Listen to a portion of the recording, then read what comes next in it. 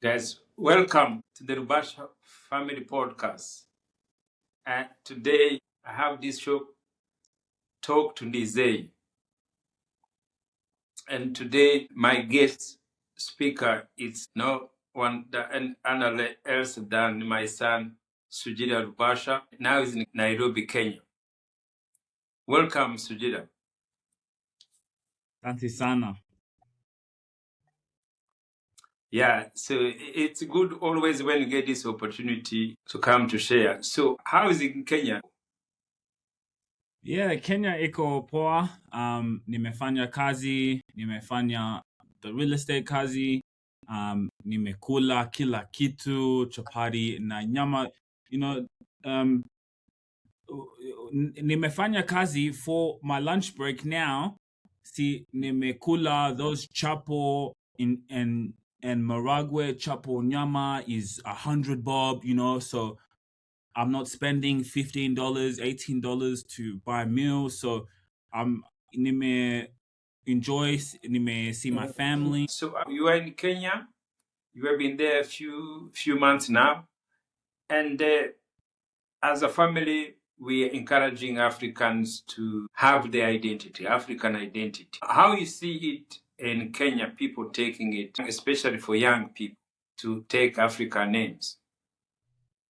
Like I speak to my young cousins, because as I said, I really connect with the youth and they like me and we spend time together talking. We do what we do. We really enjoy as cousins. And so for them, they understand it. And that's why I call my cousin, I call him Kamal, because that's his name. So he said, my name is Kamal because he has Kikuyu in him, from his mother. So I said, "Oh, Kamal, the other brother, so they know it." And even for them to hear the first time when I say Kamal, I'm not really saying his name that we've said for 20, 30 years as an example, right? So and he responds because that's my name. And so they understand me. And for them, it's also as the young generation, they say, "Wow, you're really passionate about this." So the more we can put it for the young ones get it. So that's what I'm saying. It's more the older ones, even maybe some my age can be very stuck in their ways. So, the young my age, and if you speak to my cousins, the one my age can be more like the older people who can say no, So from the young generation so far, but these I'm speaking to my cousins who have been international now.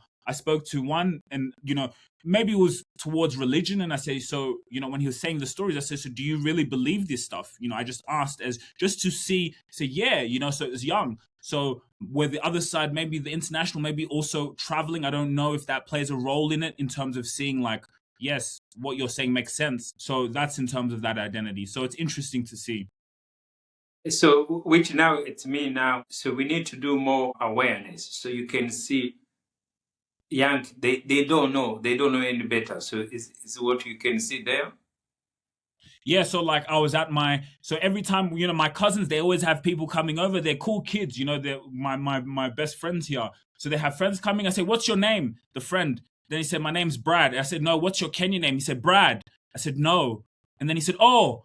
And then he thought, and that happens quite often. So even maybe the friends who come, they say, who's this person? No one's ever asked me that question in my life. But also, see, my cousins are there. So every time, maybe even for them, they're like, "Man, this guy, he's always, every time my friends are coming over, he's asking them what they're African." And they reply, no one says anything. I think they're starting to, so it's just awareness. Once, especially the way I know how marketing works, how they want to be like the rappers, da da da. It's the same with the names.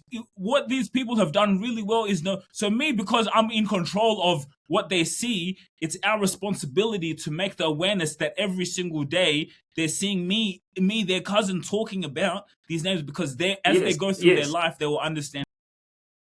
And I think it's awareness, understandable, and yes, the old generation sometimes they are resisting to change it, to listen to it.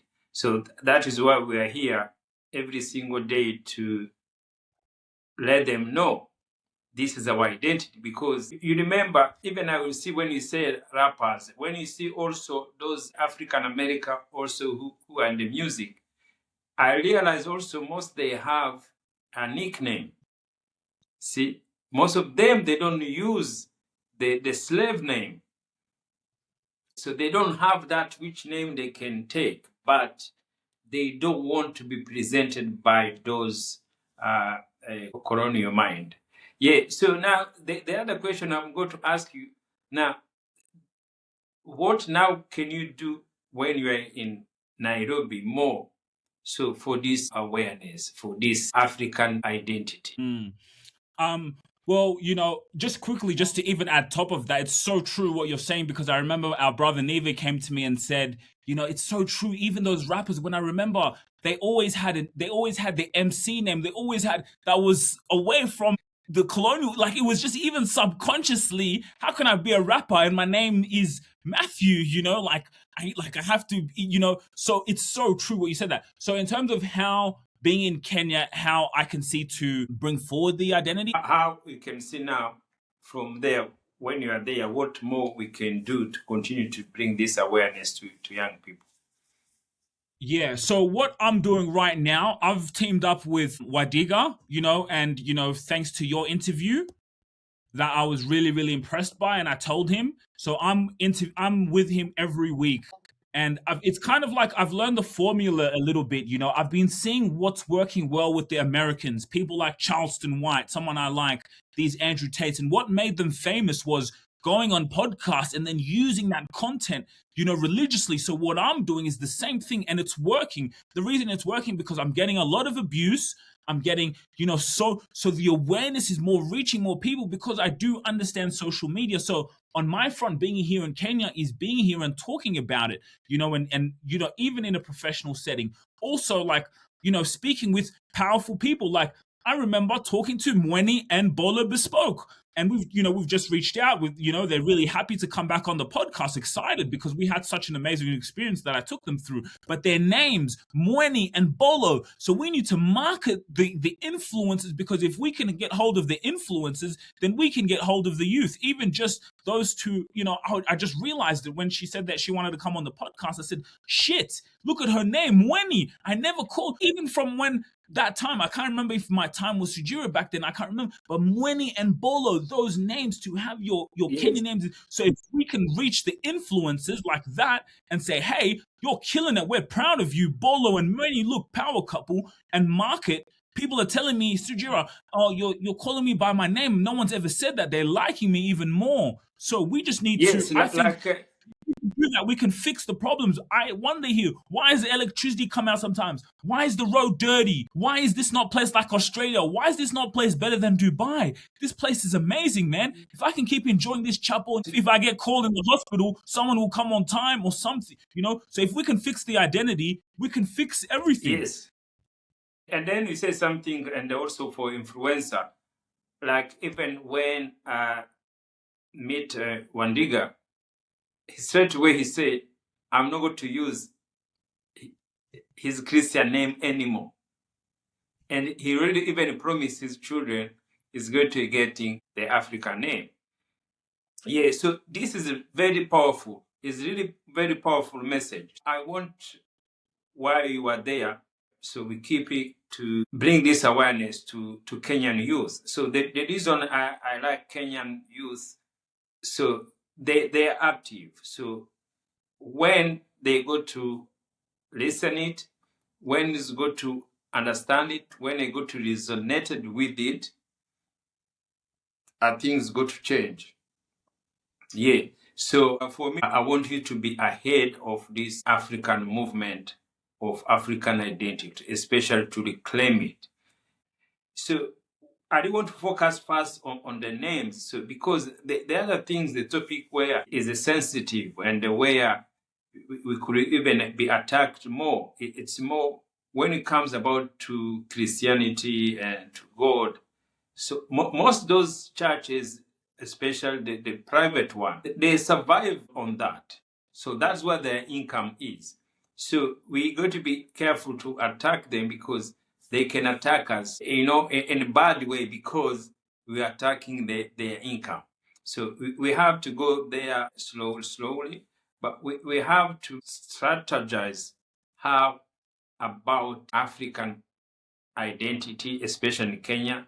You say nicely, let's we get influencer. So we make sure each influencer, each media personnel had to be represented by the name for Kenya name and the tribal name, because those names, it's their identity, where they're coming from. Yeah, open it, talk to your team, and then you start to connect them. They know Sugira Rubasha is here to tell Kenyans to have their name. I want even to specifically say Kenyans, so I want to focus on them. Don't say general Africans. So we can go country by country, country by country. Because if we manage to catch Kenya, so they easily go to spread everywhere. Also, the things there, it's the way you're presenting it. So when you're presenting now, you're presenting more like Americans, you are presenting more like Arapa, you are presenting more like Australian, so overseas. So you have also to catch community now to be really Kenyan, and also attract people in different ways. So we have to be like that. Just one message, maybe daily, maybe weekly.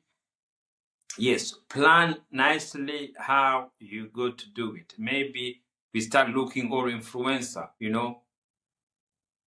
follow them, send a message, something like that. Do things there. And then maybe we can even apply to see, can anyone we can interview, maybe radio. Yes. So I want you to go to the radio show in Kenya. Even if you could pay some money, we go to ask Naomi, we talk about it, and then you can go purpose with that message. Reclaim African identity. I want you to spread it in your home country where you are born. And I just want to, that thing you just said, I also just want to shout out my cousin. My cousin Kamal at my uncle's place told me that.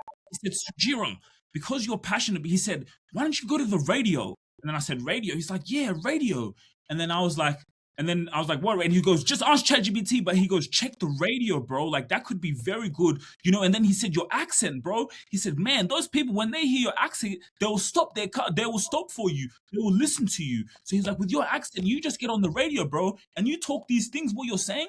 Like, so I was like, oh, and I even miss the house. So the fact that you've also said that, thank you.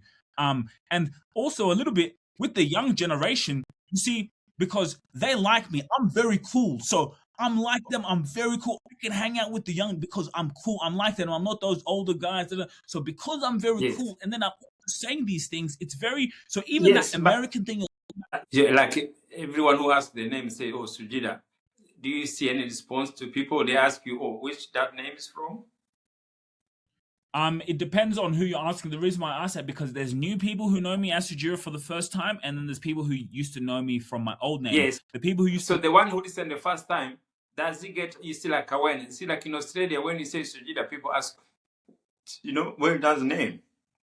So do you get the same question, the people who don't know in Kenya? The people who don't know me in Kenya, Kidogo, sometimes, like, those who Sujira, then they say, sometimes they've asked where I'm from, so mix, it depends. Yes, because also that is another issue. People, you see, in Australia, always, when you say name, it attracts people's mind. So is it same in Kenya or no? Because, in Australia, they ask, oh, Sujira, where is it from? Where do you think that is it? Or in Kenya, don't care. They just, oh, that's your name, that's okay.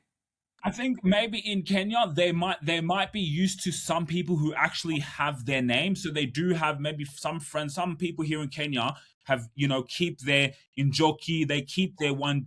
Some do. So maybe it's just like, oh, it's just maybe an African, or it's an African name. Maybe that's why they don't say anything. The reason why I think in Australia they get shocked is because they're used to us saying their names or Arab names. So when you say something that's out of the blue, because most Africans have other people's names, when you say something that's out of the blue, it's like a shock. So maybe here, people haven't reacted. Like the Boda drivers, sometimes I say Sujira, then they don't really react. Or the Uber drivers, maybe because some people, Sujira, oh, it's just an African person. Yeah, so like now, what is the difference when you change your name? What does it bring to you as young as African? So when you are in Kenya or in Australia, how do you feel? Did you feel anything's better in your life? So why another Kenyan's young youth is good to have the same passion as you to change their name? What is the purpose of that? Yeah, because I like walking in a room and then like we all have our own names. Like I just don't I everything I do in life, I have to have an edge. I don't know if it's pride, I don't know what it is, but I have to have an edge. And so I feel I'm at a disadvantage if I walk in the room and I'm doing business with you, we're friends, whatever, and you're calling me by a white name.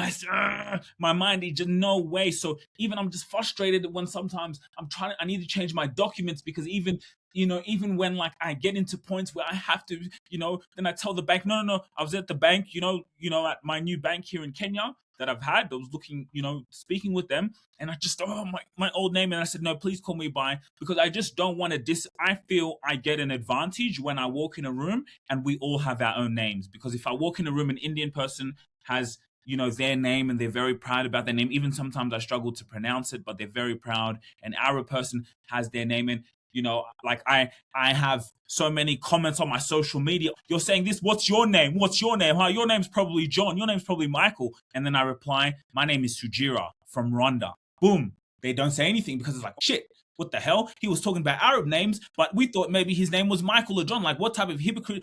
His name is Sujira. Then it's like, we can't even say anything. Like, they know. This thing had to be separate. So religious and identity. So it's a hand in hand. But to market it well, we have to make sure we separate them. So it's good to give us a clear way, to work with that better. So a clear way, it's identity. But you remember, of course, the religious is going to come because you found most they have their names because based on religion. Yes, but so the reason you go to win with them is to say, but you're African. So why we can't get baptized with African names? There's more reason we have this white name. Is because we have been colonized. You see? So now we want to go back before colonized. Yeah, I want you to take that point very carefully, especially when you go to argue intellectual people. You say, we want to go where we were before colonized. You ask people, before being colonized, what was our names? And that is where reclaim African identity. We want to take back Africa. This will take back our original identity. Yes, that is very powerful. So now, when they take back out the original identity, so now that's where the religious is going to come first, identity. So because you remember, also when they say, my name is in the Bible, so the person who brought the Bible is missionaries. So missionaries say, this book is for God. It's written by God. They think, yes, it's written by God from sky. So they don't know it's a white person who wrote it and who wrote those names. So they have to be that understanding. See, somebody carrying the book Bible, he carrying every single day, Sunday is proud. He thinks that is the book of God. He thinks a special book. And he doesn't know it's a book like anyone else. Somebody wrote it with the page, and they take the printing and they bind, they print, and that's it. But in his mind, he thinks it's a special. So that is why when he read the name Mark, Jacob, John, he think, oh, this is special names. But he forgot is a white person who wrote them. That's the mission has killed mind of Africans. It's true. To put them And in the mind you were trying to Bible. make the distinction. It's a book from God. But it's not. It's a book from a man like you, like anyone else. You know, when I asked that question, like I say, then they say, but the Bible wrote it. I said, who wrote the Bible? Then they say it was from people from, and then people just get mad at me. Then they just start like Yes. they just insulting me. Like I just said, You, who you wrote the remember? Bible? If it was a what? I'm like don't you? But it's like they just attack me. They end the conversation because when I just say, Yes, okay, but you who remember wrote it? the fanatic don't listen. And you remember we are spiritually thinking. Spiritually thinking, we bring awareness and bring awareness to people. But religious argue. As we don't argue, I want to teach you don't argue with people. Read them their mind. They are fanatics. So understanding them. But what you did, you plant the seed in the mind. Yeah. So you ask them, who wrote the Bible? And they read the answer. But after they answer you, when they go back, that question come back again. Who wrote the Bible? You know, maybe this guy is true. Is see, they have to talk to our minds. That is why our goal purpose is to keep telling people. But we want to go now strategic ways now. We want to go to interview. You go to say, come here, they change African name. You go to ask his name, straight away you ask them. And always good to be losing. They're going to be losing because before, yes, and the way they interfere is just to disrespect us, is to put us down. So that is why he makes sure we have the identity. Yeah, so that is good for me to support the Claim African Identity. We bring it as our family legacy. Yeah, so if we keep doing this, something like this is so powerful. And that's how father and son, we bring our idea together in people's mind. The difference I see, it's very relaxed, it's very enjoyable. Your money goes further for you, you know, in terms of what you can do, where you can live, just what you have access to with our money. If we're getting the money that we're getting in Australia, in the UK, like let's say you have your full-time salary that you have in the UK, in Australia, in here in Kenya, you're living very good, very, very, very good, comfortable. My only difference is just the roads, the structure, you know, like hospital. You know, have had terrible experience, a bit of trauma having to carry a body because there was no ambulance. I would never experience that in Australia. I would never ever ever do something like that in my whole thinkable life, is carry someone's body because there was no ambulance, because you know they peeing hung up, they don't even think the area maybe is not nice, so they don't come and you know pick someone who's passed away there. So things like that in Australia, Kenya, you cannot compare. If I lose my job here in Australia, at least I'm covered. Like I'm like, all right, cool, I'm good. You know, I can have income straight away from the government. In Kenya, I can't really get that. If I don't have money here in Kenya, I die. So you know, that's a big difference in Australia. If I don't have money in Australia, I'm good. You know, I'm like, all right, cool. I can always bounce back. So I'm always just, you know, you're always focused on making money every day. You know, so That's good. that So now, the what's your plan now in Kenya now? You have few like 1 year to 2 years. Yeah, like I had some good conversations yesterday, looking to, you know, settle down. My plan would be, you know, Kenya would be my base. If I can live here 3 months, 4 months of the year, travel to Australia, travel to New York, you know, but like at least I have my base here in Kenya. You know, I have my uncle Mochuma, my mum's brother, and I was even talking to his son. And I realized that when I was working in Australia, I said, wow, Uncle Machuma, he knew what he was doing. He has his base in Kenya. He enjoys life. He's not stressed working these night shifts, 10, 20 jobs. Even I understand why there's a lot of, you know, anger and fears. I understand it because you know, he lives in Kenya, drives night, but he travels. He's in all over the world, there in New York, in every different place than you can even imagine. So I said, you know what, the way my uncle, he did it, wow, it was very tactical what he did. So I'm thinking, you know, I'm just turning 30. if I can have my home here, I still have everything I have in Australia, still be coming back, do business in Australia. If I stay there 3 months, 4 months in Australia, I'm there, maybe even 1 month Australia. I do get a little bit bored sometimes when I travel to Kenya, New York, then I start when I'm in Australia, in terms of business and things. So, but yeah, being, having, that's what I see my future is, having here my base, but being a world traveler and having homes where I need to go, and living like that.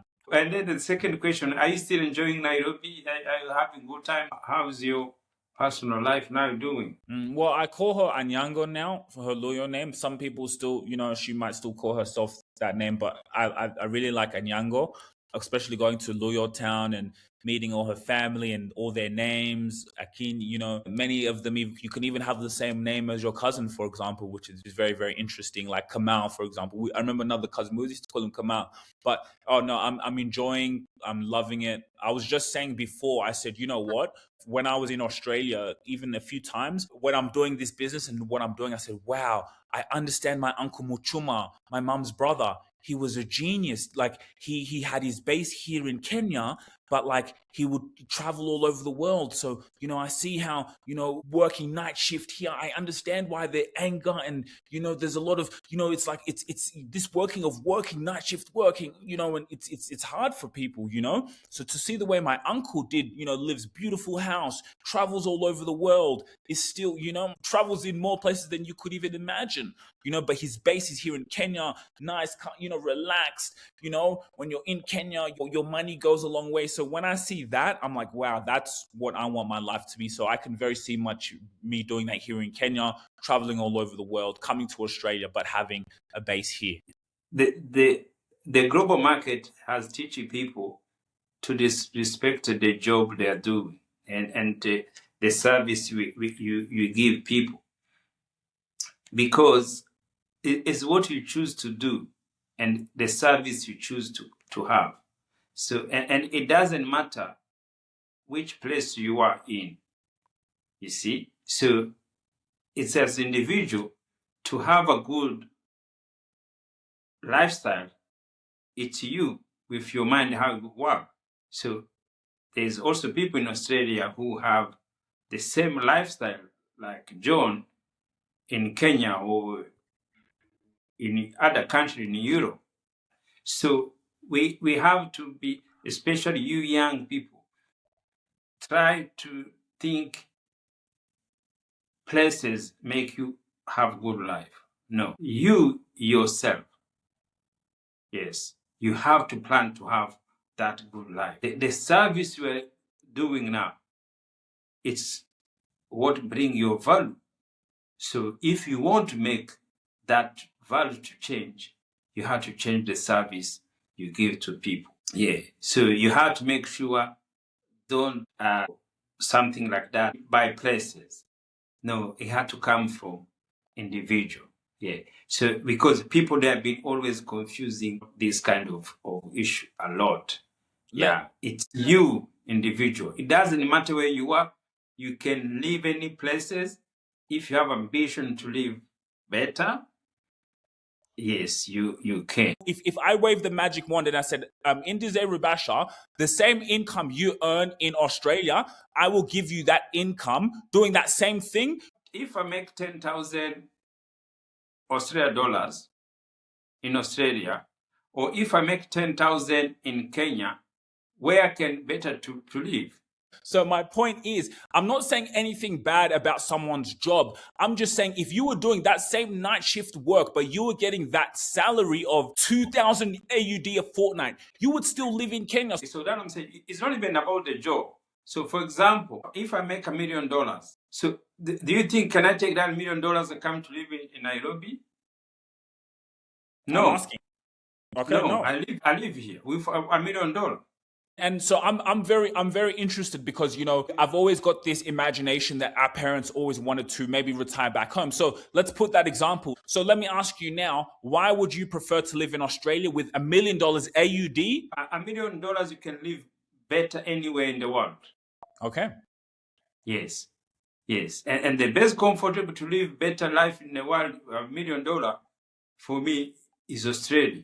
Yeah, so when you have $1 million, you have a mission of $1 million, The lifestyle, yes, for me, that's what I'm thinking. But if I get 100,000, 200,000, I can come to live back home because also you make a comfortable something there. Interesting. So you see, because you've been not struggling there, you just enjoy. So the reason also we're planning to do, we invest back home. That's why we bought a land there. So that's going to be our retirement plan.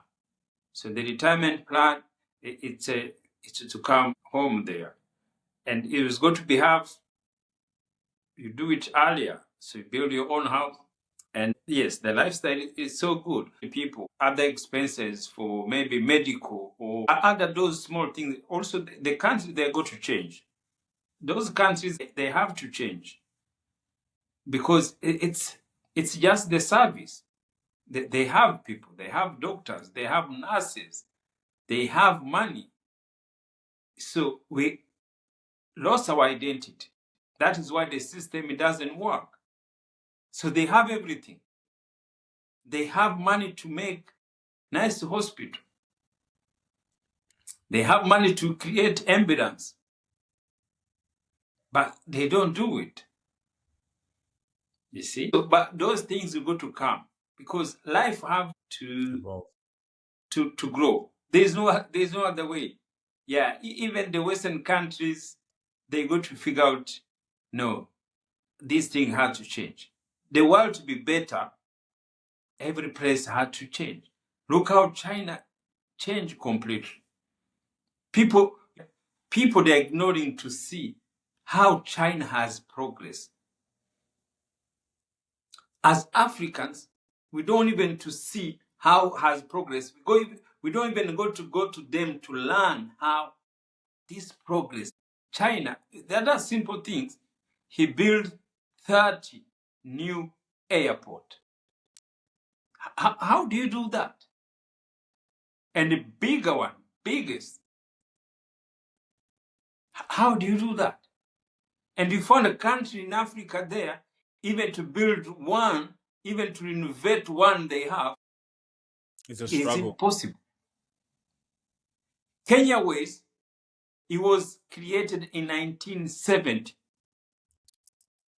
China, they didn't have these all airlines. No. All those Qatar, all those Emirates, No. nothing was there.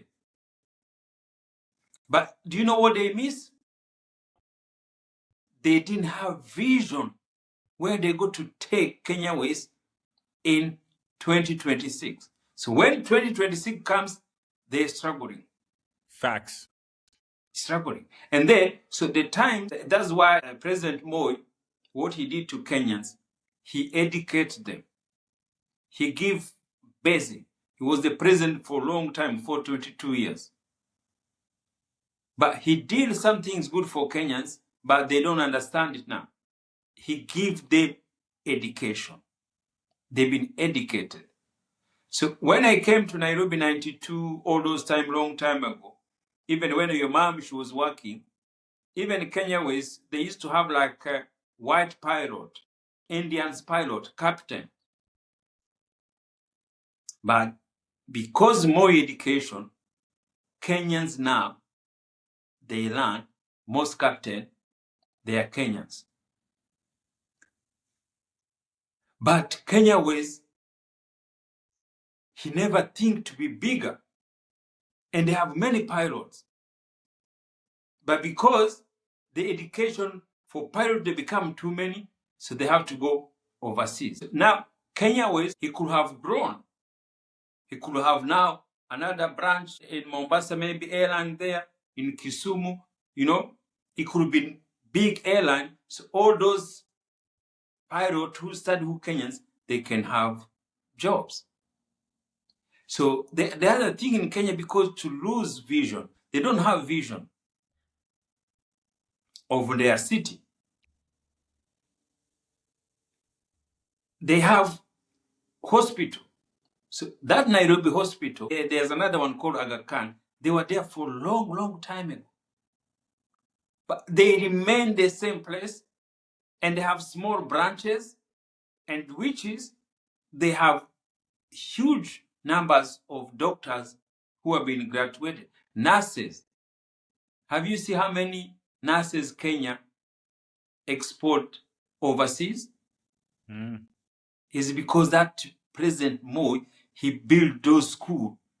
See, young generation don't see that what that president he was doing for them. But Nairobi Hospital, he didn't have vision where they got to be in 2026, because they could have said, okay, in 26, we got to have bigger branches now, every suburb, every city, because they already have nurses, they already have doctors. That Nairobi airport, look how small it is. And Kenya is the hub of East Africa. But the airport, look how small it is. Why they think? See, they never have thinking to have that thing there. In sport, Kenya has best sport people in the whole Africa.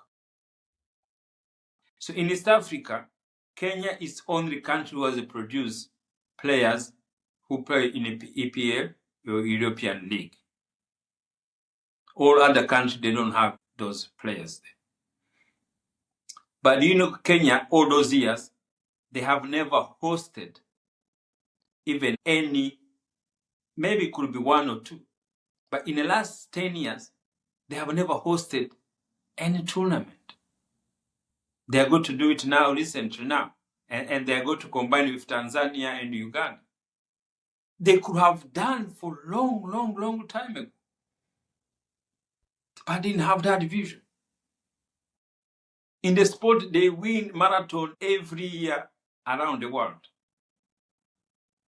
But Nairobi City, they can have like annual marathon. Do you know when you do marathon, just one marathon in your city, how many people come to visit Nairobi? 100. You see, that's the vision.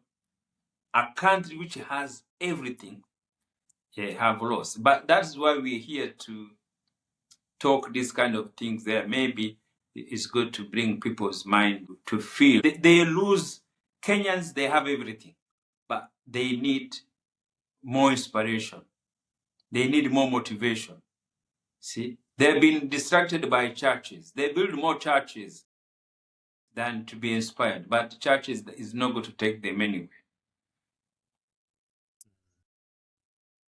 It's interesting, you know, in talking about vision. For example, I spoke to a family office person and we started talking about football and the investments. He said, you know, when they build a new stadium, the Tottenham Hotspur Stadium, you know, that stadium they've built, Tottenham Hotspur, they've even been a rubbish team. But he said, in terms of profit and turnover, Tottenham have been, in terms of on a businessman, they've made the most. That Jewish guy, Daniel Levy, very smart. They've made the most amount of money than all those other clubs. You see those big teams. So he said, when they build, you know, those visions of building, why shouldn't have Manchester United build a huge 100,000 seater stadium that you can monetize for events? And they've had issues with the stadium. That's why the team has been, you know, so vision. And then if you add on top of that, you know, when, for example, maybe if I asked an Arab person, hey, would you rather live in Dubai or Qatar if you had $1 million, $2 million, $5 million? Maybe the Arab person might want to live in Qatar. Look at the leaders of Qatar, Dubai, Saudi Arabia. They sat and planned and had a 20 to 30 year vision of how their countries were going to be. I went there. People live amazing in Qatar. I said, if I had money, I could live in a place like Qatar. Structure, roads, you know, system, absolutely. I'm thinking, can we be the ones to pioneer that change? I sit on the road in the Uber and I say, imagine Sujira, if you guys can lead this nation into that land one day where we could be like Dubai. So if now I was to ask you, hey, Ndizeye, if you had $1 million, Kenya could be like Dubai, where you'd say, you know what, if I had $1 million, I know I would live so good in Kenya because it's like Dubai, like America, like China. They have to be bigger. Yeah. So they have people, individuals who have money, but they don't have vision for the country. See, the vision for country create everything. And the good things Kenya has, they have power of labor. They will not go to import people to come to work from them. They're going to have Kenyans who's going to continue to work for them. Do you know Kenya is only country in the world? They have a national park in the city. See, Langat is in the city of Nairobi. Mm-hmm. But most people don't know. Even the local people don't think they know. Even they can go just every day to go to see. That's it. When you look geographical, they have port, agriculture. It's a rich country from everything. But to be where they are, you feel bad because those Dubai, they were desert. They didn't have anything. Imagine. Yes, but again, you see, that is why also the white has that negativity also to invest back. So he has, also they have that issue. So global market, they want us to be only consumer. Yeah, so they don't want to produce. So that's the problem. So the global market interfere in Africans, politicians. If politicians don't have vision, see, that was wondering why the Nairobi hospital didn't have like 20 branches. Why they can't make most medication. You see, you go to found people go to India. You see, why do you go to India for treatment? They could have doing treatment in Kenya. So as long the mind wake up, everything's going to change. What I'll also add, like you said, just last thing on that is, where we can get to that point where we may become a threat even to the major markets and corporations, because if we can teach people to have their identity, then we may be taking a lot of money away. But that's a topic from a different conversation. But another thing I'll say is, a lot of people are watching the World Cup right now. You go and watch the World Cup. Go watch Norway. Look at all the first names of those players. Have you ever seen a Norwegian man named Mohammed or Ali or Abdul? A Norwegian person. If you look at their names, Erling, Martin, Tuvak, they have Norwegian. Those Norwegian Vikings, they're small country. They're small Kidogo country, but they're proud Norwegians. I went there. Swedish. Which Swedish person you man find Mohammed, Abdul? He'll have like a Martin. He'll have Svenska. He'll have Theo. He'll have Larsen. He'll have a Swedish name from his ancestors. His name won't be Abdul. Always if he would be like It's every people, Portugal. every culture, so they have their own identity. So we have to know that they have been distracted to our identity. And that's why you see the global market also, they have that influence. People back home, before they used to have huge Premier League, where people used to go to the stadium to be full. But now, because we want to watch European League, so a white person has that, he market a lot, he take everything from Africans, so to follow the thing there. So that's why we forgot our league. We forgot everything there. So Kenya, the money they have, they could have built clubs because they have players. They have good players. But they never do anything there. Marketing. Those boys who play soccer there, they're struggling. And those clubs, they have money. But they could have created their own Premier League with good team, pay them good money, and there's marketing. See, all the system, it doesn't work for the people of Kenya. So education of Kenyans, it works for a white person. So it doesn't work for Kenyans. The politicians, they think they are working for Kenya. But when you look, they are they were demonstrating.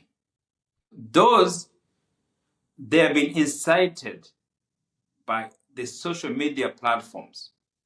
They were distracting, they're demonstrating, but they're attacking their own countries. Imagine. Destruction for their own countries, because the foreigner influence have said, no, this government is charging tax, and it's charging tax to build the nation.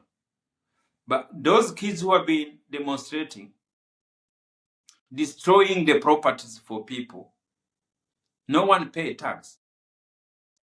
So you wonder why they were demonstrating and they don't even pay tax, because they have outside influencer, which make them to go to distract the whole nation. And they distract the whole nation like 2 weeks. And you see, that is lack of identity. Why do I go to destroy somebody's property? This is Kenyan property. This is my city. And politicians go behind them and they close the whole city. They close the whole economy for 2 weeks, even for a day. Is something they have to wake up. Do we really need to do this? Do we really need to do this? Because the influence is outsider. There was no leader. There was no leadership. It was a social media platform created by outside influence, always continue to distract Africa, to distract the economy. Kenya, that was the best thing. Is the best thing. They have to do that. They have to put tax a little bit up. They have to change. They have to have a vision. There's something they have to do to be where they want to be. Otherwise, if they keep what they're doing, they're going to stay there. Yes, the change has to come not by anything else, by within, through the mind, by vision. You remember in the Bible say, without vision, people perish. Kenya has been perishing because a country, cities don't have vision. Oh, Sujira, thank you so much. Thank you to come to join me today. We need your feedback. We realize identity is the key. Identity is the change for everyone. Identity has to come from the family. It doesn't come from the top. Because everybody to be on top, he become a child first. Every politician has been a child. He been in the school. He been everything there. So we have to start from there, and comes from individual thinking, individual goals, individual change. If you want to change your name, it's got to come from within you. That's it. Okay, asante sana. Thank you, Sujira.